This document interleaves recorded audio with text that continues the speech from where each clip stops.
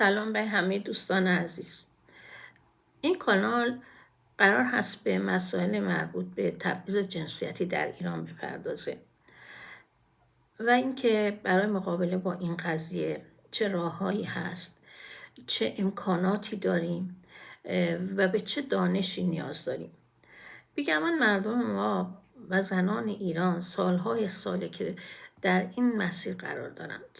شاید از بدو تکوین نظامی به نام جمهوری اسلامی زنان وارد یک مبارزه جدی و اساسی و پیگیر و پایدار شدند. اما به زعم برخی این یک جور ناجنبش بوده. ناجنبش به معنی اینه که تشکیلاتی وجود نداره، سازماندهی وجود نداره و زنان هر یک به تنهایی خودش این مسیر مبارزه رو طی میکنه. همه میدونن زنان ایران با مسئله حجاب اجباری مقابله کردن، با مسئله حق طلاق، با مسئله حق حضانت، با حق اشتغال و تحصیل برای به دست آوردن اینها مبارزه زیادی کردن و وقتی که از حاکمیت و از تصویب این قوانین به طور رسمی ناامید شدن، سعی کردن راهکارهای پیدا کنن که خودشون این حقوقشون رو به کرسی بنشونن، از جمله مثلا مباحث مربوط به شروط ضمن عقد یا مباحث مربوط به مقابله با فرزندآوری، با ازدواج، افزایش تقاضاها برای طلاق. هرچند که من شخصا تجویز نمی کنم که مثلا طلاق افزایش پیدا کنه، ولی خب این یک جلوه از مقاومت زنان در برابر نظام نابرابر خانواده بود. حالا امروز به جای رسیدیم که یک مسئله مهم اجتماعی، یک مسئله مهم تاریخ بشر، یک مسئله مهم حقوق بشر در سپهر عمومی ایران مطرح شده. پرده از یک جور جنایت مبتنی بر جنسیت برداشته شده که در جامعه ما مثل همه جاهای دیگه شیوع داره، ولی همه کشورهای دیگه با این قضیه به مقابله برخواستن، به طور علنی مطرحش کردن، چاره‌جویی کردن و در جهت مقابله با اون برنامه‌ریزی کردن، قانون تصویب کردن، نهادهای مدنی درست کردن و خلاصه به هر جوری به هر شکلی دستشون رسیده سعی کردن با این پدیده مقابله کنن. به جز در کشور ما که نه تنها مقابله با این قضیه صورت نگرفت و نه تنها قانونی برای مقابله با اون تصویب نشد، بلکه پرده بر اون انداختن و حتی وجودش رو انکار کردن و برای مجازات مرتکبین قانونی وضع نکردن، تنها به قوانین فقهی شرعی متحجری که بازمانده صدها سال قبل هست و هیچ تطابق و نسبتی با وضعیت نوین مردم ایران نداره اکتفا کردن و این مسئله خشونت مبتنی بر جنسیت، خشونت جنسی مبتنی بر جنسیت و به طور اخص مسئله تجاوز جنسی. همون مردمی که 3 سال قبل در ایران شعار زن زندگی آزادی در خیابان‌ها می‌دادند و همه جهان رو با جنبش انقلابی خودشون به لرزه در آوردن، همون مردمی که پای این شعار ایستادن، مردان و زنانی که در کنار هم پا به پای هم ایستادن، برای این شعار جانشون رو دادن، آزادیشون رو دادن، در زندان‌ها شکنجه شدن، سلامتیشون رو دادن، نور چشمانشون رو دادن، بچه‌هاشون رو دادن و یک جلوه‌های خیلی بدیع انسانی که در تاریخ بشر بی‌نظیر بود آفریدن. همون مردم امروز در این فضای عمومی شاهدیم که با همون کلیشه‌های جنسیتی رایج دارن در مورد بحث تجاوز قضاوت میکنن. مسئله این بود که یک سلبریتی، یک فوتبالیست هنرپیشه معروف، قدرتمند، ثروتمند و البته متکی به حاکمیت که در سایه این حاکمیت به شدت قدرت و ثروت پیدا کرده بود، به ناگاه در تهران بازداشت شد. خبر بازداشتش پخش شد. بالاخره توی این حکومت هم یک قاضی پیدا شد که یک همچی کسی رو با احراز دلایل کافی برای ارتکاب جرم براش قرار بازداشت موقت صادر کرد.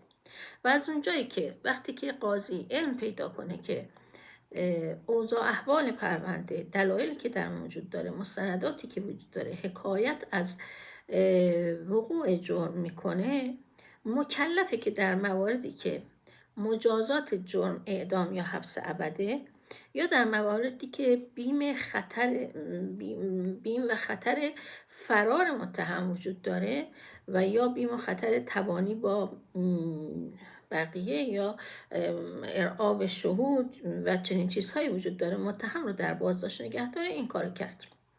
اما خب متهمم و اطرافیانش و در واقع همگنانی که همچون اون اساساً به مقوله‌ای به نام عدالت جنسیتی معتقد نبودند و تشت رسوایشون هم خب سال هاست عناوین مختلف بام افتاده، سر و صدا برپا کردن و حالا اعمال نفوذ کردن، هر جور بود. ما نمیتونیم اینو بگیم. دادگاه تجدید نظر تهران قرار بازداشت موقت رو نقض کرد، تبدیل به قرار وثیقه کرد، متهم آزاد شد و از ایران گریخت.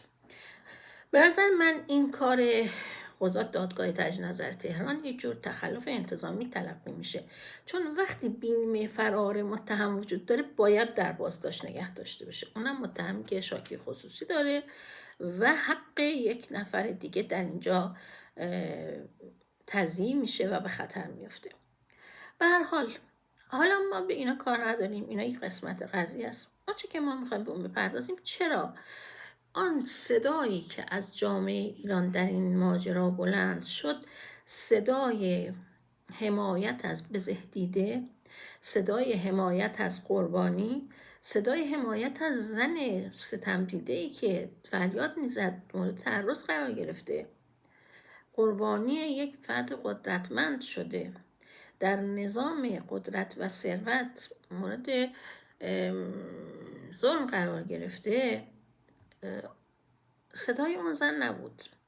صدای برتر و بالاتر صدای حمایت از اون سلبریتی معروف بود و در واقع تکرار تاریخی همون کلیشه های جنسیتی که در ادبیات حقوقی جهان امروز اونها رو به عنوان اسطوره های تجاوز یا طرحواره ها یا کلیشه های تجاوز میشناسن یا افسانه های تجاوز برخی بهش میگن، به تکرار اونا پرداختن. و اونا چیه؟ چرا اون زن آن شب آنجا بود؟ چرا به تنهایی یک دختر جوان به خانه مرد نامحرم رفته؟ چرا لباسش مناسب نبوده؟ چرا حرکاتش جلف بوده؟ چرا بحث نارضایتی رو مطرح کرده؟ حتما قصد اخاذی داشته، حتما میخواسته از این طرف کسب و کار به راه بندازه، حتما بین اینها قرار مدار ازدواج بوده، این شخص قبلا هم با این متهم در ارتباط بوده، پس رضایت داشته. و بحث رضایت رو اینجا آنقدر مطرح کردن، آنقدر به در و دیوار فضای رسانه‌ای و به اذهان مردم کوبیدن که بالاخره صدای شاکی در اومد و با یک روزنامه مصاحبه کرد و مسائل توضیح داد و خب اون روزنامه هم منتشر کرد و خطراتی که معمول هست در این موارد مبتلا شد. شاکی صحبت‌هایی که در اون روزنامه کرده، از نظر من که خب سال‌هاست وکالت کردم، به نظرم روال درست و منطقی میاد. اونچه که مطرح کرده که دوبار رفته پزشکی قانونی، آزمایش DNA داده، بعد از اینکه پاسخ آزمایش DNA آمده قاضی احراز کرده وقوع تجاوز رو و اوضاع احوال دیگه هم به نحوی بوده که این قبول شده و از جمله این که متهم در دادگاه اظهار کرده که من قبل از در واقع برقراری رابطه جنسی صیغه نکاح خونده بودم و شرعی کرده بودم این قضیه رو، تسلط خودم رو بر این زن در واقع به واسطه چند کلمه عربی منعقد کرده بودم و تازه همون رو هم که قاضی گفته بخون بلد نبوده. من اینا رو روال معمول پرونده های مربوط به تجاوز میدونم که این دختر جوان تکرار کرده و درست به نظر میاد. اما در مقام ایراد در واقع اتهام به این شخص، اتهام که بهش وارد شده، در مقام قضاوت نیستم که بگم که آره حتما ایشون متجاوز هست یا نیست. این فرصت نشد در این نظام که به این قضیه به طور عادلانه و در یک فرایند دادرسی درست رسیدگی بشه.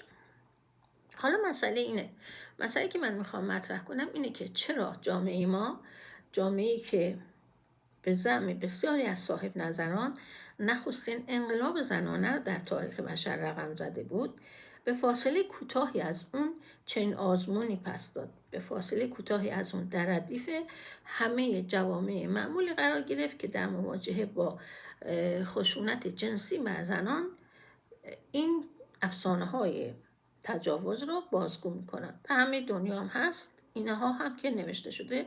ما برای ایران ننوشتیم. صاحب نظران، حقوقدانان و جامعه شناسان بسیاری از کشورهایی که بالاخره در این باره تحقیق و پژوهش زیادی کردن، دغدغه داشتن، قانون وضع کردن، اونجا اینا رو نوشتن. مبحثی به نام اسطوره‌های تجاوز که در همه جا معمولا یکسانه و خب شیوه برخورد با اونها هم به هر حال شیوه های متفاوتی هست. سوال همینه. من میخوام شما رو دعوت کنم که به این پرسش پاسخ بدین. در این سلسله ویدیوهایی که از این به بعد ما منتشر خواهیم کرد در این کانال، به راهکارهای مقابله با این مسئله تجاوز در جهان میپردازیم. پرونده های مطرحی که در سطح بین‌المللی درباره اون مطرح بوده و اظهار نظر شده، داوری شده، راجبش مقاله نوشتن، صحبت‌های زیادی کردن در کشور مختلف. هر جلسه یک کدوم مورد بررسی قرار میدیم و هر دستاورد علمی که در این مورد هست سعی میکنیم پیدا کنیم، با هم اینجا راجبش صحبت کنیم و خواهش میکنم که در این قضیه برای دستیابی به عدالت جنسیتی، برای اون که ما این فضای مه‌آلود در واقع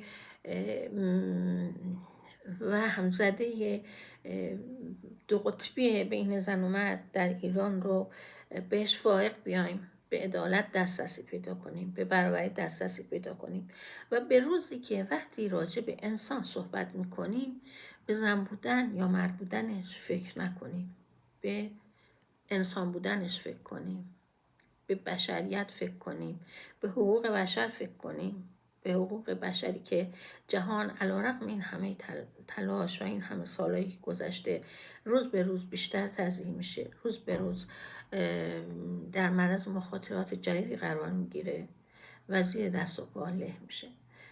فعلا ممنونم ازتون، تا جلسه آینده. متشکرم. خداحافظ.